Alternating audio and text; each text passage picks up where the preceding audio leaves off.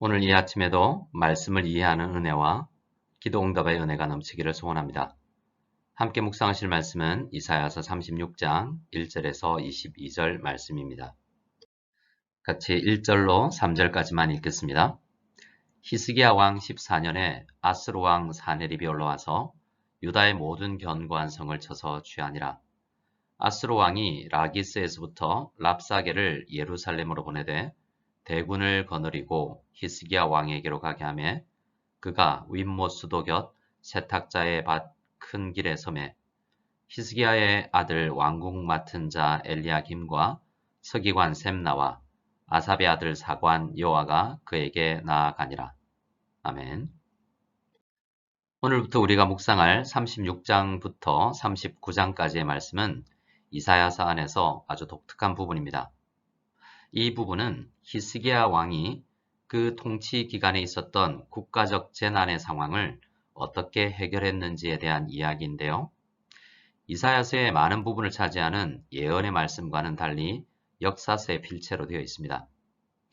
이런 말씀이 한 군데 더 있는데요. 이사야서 7장 말씀입니다. 히스기야의 아버지 아하스 왕 때의 일입니다. 두 이야기 모두 강대국이 침공해 온 것에 대한 이야기인데요. 학자들 중에는 이사야서의 핵심적인 부분에 이렇게 아하스 왕과 히스기야 왕이 처했던 동일한 문제를 거론하는 이유는 이사야 선지자가 기본적으로 아하스 왕의 손자 히스기야 왕의 아들인 어린 므낫세 왕에게 말씀을 주고 있기 때문이라고 생각합니다. 그러한 관점에서 보자면 7장에 할아버지 아하스 왕처럼 정치하지 말고 오늘 본문 36장 이하에 기록된 아버지 히스기야 왕처럼 정치하라고 므낫세 왕에게 주는 메시지라고 읽을 수 있겠습니다. 그러면 본문의 이야기를 살펴보겠습니다. 1절 말씀을 보면 히스기야 왕 14년에 아스루 왕 사네립이 침공해 왔다고 합니다. 사네립은 아스루 왕에 등극하고 나서 주변 국가들을 침공해서 당시 고대 근동 지역에 최강자로 서 나가는 중이었습니다. 아수르가 볼 때 이스라엘은 그들에게 큰 위협적인 나라는 아니었지만 자신들의 우방이 되었을 때 다른 강대국으로부터 아수르를 지켜낼 수 있는 전략적 요충지였습니다. 그런데 산헤립 왕은 이스라엘을 우방국으로 삼는 것보다는 무력으로 눌러서 아예 식민지로 삼고자 했던 것입니다. 이스라엘 안에 크고 작은 일들이 있었지만 이 일은 남유다가 국가 설립 이후 맞이한 가장 큰 위기였습니다. 아스루 왕이 남유다의 국방력을 얼마나 우습게 보았는지를 우리는 2절 말씀을 보면 알 수가 있습니다. 아스루 왕은 예루살렘에서부터 50km 정도 떨어져 있는 라기스라는 지역에 머물고 대신 군대 장관 랍사게를 보내서 남유다 문제를 해결하라고 합니다. 남유다 정도는 군대 일부만 보내서도 차지할 수 있다라고 생각한 것이었습니다. 남유다는 랍사게를 만나 문제를 외교적으로 풀기 위해 세 사람을 대표로 보냈습니다. 엘리야김과 셈나와 요아가 나갔던 것입니다. 그러나 그들이 실제로 할 수 있었던 것은 아무것도 없었습니다. 랍사게를 통해서 일방적으로 아스루 왕 사네립의 의견만 전달받았을 뿐이었습니다. 랍사게가 전달한 내용은 사실 한 가지라고 할 수 있습니다. 4절에 그 내용이 확실히 나타나 있습니다. 네가 믿는 바 그 믿는 것이 무엇이냐? 라는 질문입니다. 남유다 너희가 무엇을 믿고 있는지 나는 잘 안다. 하지만 그 믿음은 쓸모가 없을 것이다. 오직 아스루 왕 사네립을 믿고 의지하는 것이 살 길이다 라는 것입니다. 이 메시지는 앞서 제가 말씀드린 것처럼 이사야서가 어린 나이에 왕위에 오른 므낫세 왕에게 1차적으로 전달된 말씀이라고 생각하면 므낫세 왕이 누구를 믿고 나라를 이끌어 가실 것인가에 대한 중요한 고민을 하게 해주는 질문이라고 하겠습니다. 랍사게는 계속 이야기합니다. 5절 말씀을 보면 남유다 너희가 싸울 계략과 용맹이 있다고 말하지만 말뿐이지 아무런 힘이 없지 않느냐? 라고 이야기합니다. 남유다의 군사력은 믿을 것이 못 된다라고 주장하는 것이죠. 랍사게는 계속해서 남유다가 애굽을 의지하고 믿을지 모르는데 애굽은 상한 갈대 지팡이와 같아서 잘못 잡고 일어섰다가는 손만 다치는 것처럼 전혀 너희의 믿을 대상이 아니라고 주장합니다. 실제로 애굽은 얼마 전 아수르와의 전투를 통해서 크게 참패했습니다. 7절에서는 남유다 백성으로서는 듣기에 가장 치욕적인 말을 합니다. 우리는 우리 하나님 여호와를 신뢰한다 라고 말하겠지. 그런데 사실을 말해줄까? 너희의 왕 히스기야가 종교개혁을 한다고 산당과 제단을 제하여 버렸는데 너희들 히스기야가 없앤 산당에서 섬기던 신들이 노한 것이다. 그래서 우리가 쳐들어왔다 라고 말하고 있습니다. 그러나 성경은 히스기야가 산당과 제단을 제하여 버린 일은 하나님 앞에서 한 히스기야 왕의 가장 큰 업적이라고 이야기합니다.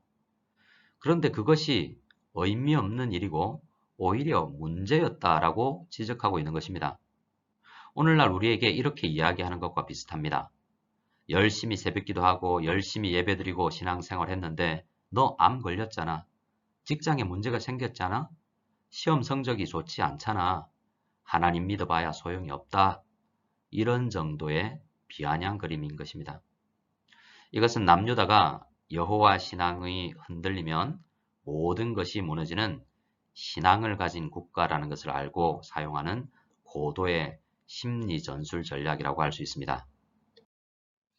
8절에서 10절은 다시 한번 남유다의 군사력과 애굽을 의지하는 것, 또 하나님을 믿는 것이 의미 없는 것이다 라고 이야기합니다. 한마디로 너희가 지금 믿고 있는 것은 다 소용없다라는 것입니다. 이러한 수치스러운 말을 들었던 남유다의 대표들은 랍사게의 심기를 건드리지 않으며 할 수 있는 말이 전혀 없었습니다. 단지 랍사게가 외교 언어인 아람 방언으로 말하지 않고 근처에 수행원으로 와 있는 사람들이 다 알아들을 수 있는 히브리어로 이야기를 했기 때문에 아람어로 대화하자고 부탁하는 것밖에 할 수 있는 것이 없었습니다. 우리나라로 말하자면 외국어에 능통한 국방장관, 국무총리, 외교부 장관이 할 수 있는 일이 고작 다른 나라 말로 외교 언어로 하자라는 정도밖에 없었다라는 것입니다. 약소국의 서름이란 바로 이런 것일 것입니다. 하지만 랍사게는 그들의 부탁을 외면하고 오히려 더 큰 소리로 말해서 더 많은 사람들이 들을 수 있도록 해버립니다. 남유다의 국가원수 히스기야의 이름을 함부로 부르며 히스기야가 하는 어떤 말도 믿지 말라고 합니다. 이 또한 히스기야가 어떻게 남유다 국민들을 위해서 행동할지를 다 알고 하는 말이겠죠. 아수르는 이렇게 강력한 군사력만 있었던 것이 아니라 정보력도 뛰어나고 전술 전략 면에서도 뛰어났던 나라였던 것입니다. 그리고 이어서 말합니다. 히스기야와 하나님을 믿는 믿음을 버리고 아수르 왕 사네립에게 항복하는 것이 너희를 구원할 길이라고 말입니다. 항복하면 행복하게 살게 해주겠다라는 것도 아닙니다. 아수르는 앞으로 북이스라엘에게 그렇게 했던 것처럼 남유다 백성들을 다른 지역으로 이주시켜 다른 민족들과 결혼하여 살도록 하는 이주와 혼인 정책을 쓸 계획입니다. 그래서 이 말은 너희가 이주되기 전까지는 살려주겠다라는 정도의 아량을 베풀겠다라는 말입니다. 20절은 랍사게가 한 말 중에서 가장 듣기 힘든 말인데요. 가장 남유다와 하나님을 모욕하는 말입니다. 이 열방의 신들 중에 어떤 신이 자기의 나라를 내 손에서 건져냈기에 여호와가 능히 예루살렘을 내 손에서 건지겠느냐. 한마디로 하나님도 아수르 왕 사네립에게 적수가 되지 않는다라는 말입니다. 이 얼마나 교만한 말입니까? 이런 말을 하는 사람을 하나님은 심판하시지 않으실 수가 없을 것입니다. 그러나 그렇게 치욕적인 말을 듣고서도 남유다의 국가대표 세 사람은 아무 말도 대답할 수가 없었습니다. 물론 히스기야 왕이 아무런 말도 하지 말라는 어명을 내린 이유였지만 실제로도 아무런 할 말이 없었기 때문입니다. 단지 세 사람은 자기의 옷을 찢고 히스기야 왕에게 이 치욕적인 소식을 전달할 수밖에 없었습니다. 여기서 자기의 옷을 찢었다라는 것은 이런 강대국 앞에서 힘없는 신앙인이 할 수 있는 유일한 일일지도 모릅니다. 마음이 찢어지고 하나님 앞에 속으로 간절히 간구했던 것이죠.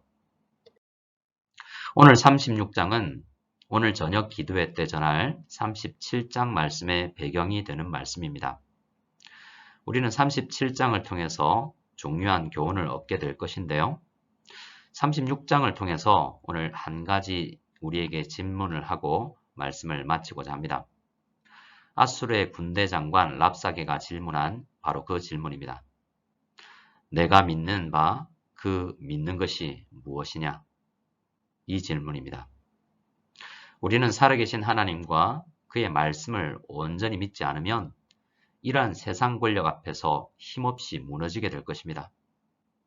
오늘 아침 기도하실 때 하나님을 믿는 성도에게도 고난이 닥칠 수가 있다는 것을 전제하고 그러한 고난이 올 때 우리의 믿음이 흔들리지 않고 우리만이 아니라 믿음이 연약한 우리 주위의 어린 성도들이 이런 고난을 이겨낼 수 있도록 잘 성장할 수 있게 해달라고 간절히 기도로 나아가는 우리 모두가 되기를 원합니다. 우리 같이 주기도문으로 예배를 폐하겠습니다. 하늘에 계신 우리 아버지여, 이름이 거룩히 여김을 받으시오며 나라가 임하시오며 뜻이 하늘에서 이루어진 것 같이 땅에서도 이루어지이다.